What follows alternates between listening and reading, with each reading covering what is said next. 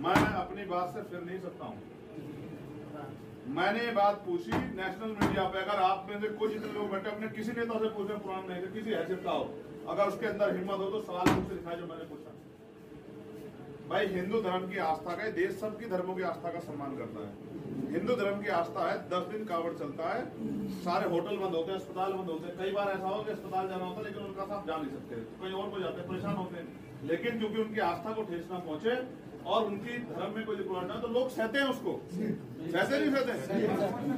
लेकिन 20 मिनट अगर ईद वाले दिन नमाज हो रही है तो कह रहे होने नहीं देंगे, ये वहीं पढ़ो, ये वहीं पढ़ो। आप मुझे बताओ, ये सामूहिक होती है, ईदगाह पे होती है,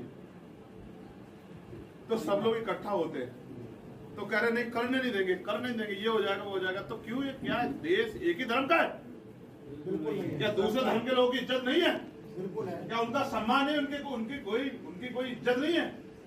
क्या उनका कोई आस्था नहीं है? तो सब नहीं जानते ये बात गलत है, लेकिन किसी की हिम्मत नहीं है, किसी को बुरी लगी, हिंदू धर्म के किसी व्यक्ति को बुरी लगी ये बात। अगर 20 मिनट उनकी नमाज के लिए व्यवस्था हो जाए, 20 मिनट को अगर रास्ता बदल जाए, किसी को बुरा लगेगा।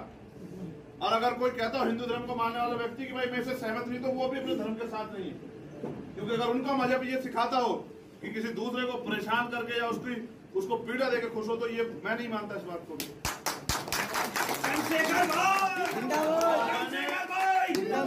मैंने नेशनल टीवी पे बात पूछी कि भाई आप मुझे बताओ मीडिया के साथ, तो क्या मैं गलत हूँ? बहुत बड़ी बात।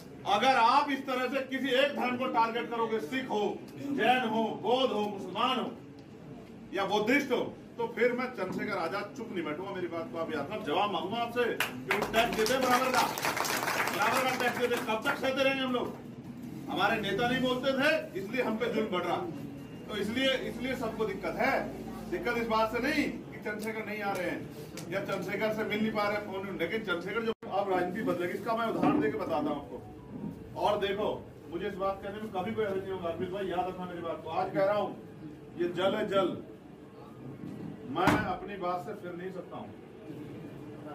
मैंने ये बात पूछी नेशनल मीडिया पे। अगर आप में से कुछ जितने लोग बैठे अपने किसी नेता से पूछे, पुराने नहीं थे, किसी हैसियत का हो, अगर उसके अंदर हिम्मत हो तो सवाल मुझसे दिखाए जो मैंने पूछा। भाई हिंदू धर्म की आस्था का, देश सबकी धर्मों की आस्था का सम्मान करता है। हिंदू धर्म की आस्था है, 10 दिन कावड़ चलता है, सारे होटल बंद होते हैं, अस्पताल बंद होते हैं। कई बार ऐसा हो कि अस्पताल जाना होता है लेकिन उनका साथ जा नहीं सकते, कहीं और को जाते हैं, परेशान होते हैं। लेकिन क्योंकि उनकी आस्था को ठेस ना पहुंचे और उनकी धर्म में कोई रुकावट ना, तो लोग सहते हैं उसको, सहते नहीं सहते।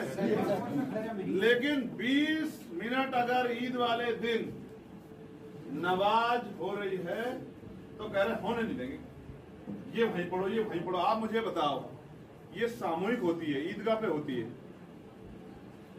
तो सब लोग इकट्ठा होते हैं, तो कह रहे नहीं करने नहीं देंगे, करने नहीं देंगे, ये हो जाएगा वो हो जाएगा। तो क्यों, ये क्या देश एक ही धर्म का है? क्या दूसरे धर्म के लोगों की इज्जत नहीं है? बिल्कुल है। क्या उनका सम्मान है? उनकी कोई इज्जत नहीं है? क्या उनका कोई आस्था नहीं है? तो सब नहीं जानते ये बात गलत है, लेकिन किसी की हिम्मत नहीं है, किसी को बुरी लगी, हिंदू धर्म के किसी व्यक्ति को बुरी लगी ये बात। अगर 20 मिनट उनकी नमाज के लिए व्यवस्था हो जाए, 20 मिनट को अगर रास्ता बदल जाए, किसी को बुरा लगेगा। और अगर कोई कहता हो हिंदू धर्म को मानने वाला व्यक्ति कि भाई मैं इससे सहमत नहीं, तो वो भी अपने धर्म के साथ नहीं है। क्योंकि अगर उनका मजहब ये सिखाता हो कि किसी दूसरे को परेशान करके या उसको पीड़ा देकर खुश हो, तो ये मैं नहीं मानता इस बात को भी।